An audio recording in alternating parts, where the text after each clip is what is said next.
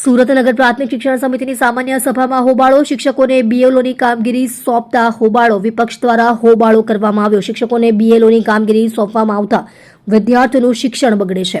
વિદ્યાર્થીઓને ભણાવશે કોણ એ પ્રશ્નો રજૂ કરવામાં આવ્યા. નગર પ્રાથમિક શિક્ષણ સમિતિમાં શાસક પક્ષે કહ્યું, વિપક્ષ સરની કામગીરીનો વિરોધ કરે છે.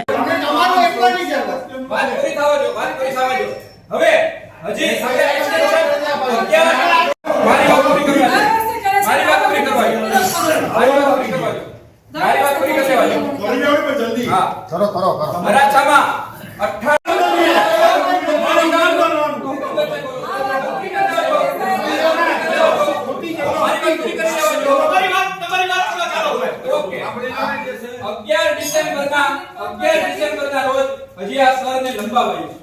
હજી એવા ભણકારા વાગી રહ્યા છે કે મને નથી ખબર લંબાવશે કે નહીં લંબાવે. 11 ડિસેમ્બર પછી હજી વસ્તી ગણતરીના ભણકારા વાગી રહ્યા છે. બરાબર છે. તો મારું કહેવાનું એમ છે કે આ સંસ્થાનું ઇલેક્શન કમિશન સારું કામ કરે છે. ઇલેક્શન કમિશનને એની જવાબદારી નિભાવવાની છે, સરની પ્રક્રિયા પૂરી કરવાની છે. એના ઉપર હું કોઈ ટિપ્પણી નથી કરતો. મારો હું મારા સંસ્થા વિશે બોલું છું, સર વિશે નથી બોલતો. આ મારી સંસ્થા છે.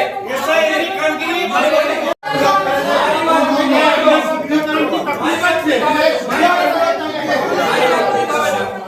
વાત પૂરી થાવ. તમે જતા કરો છો શું કામ?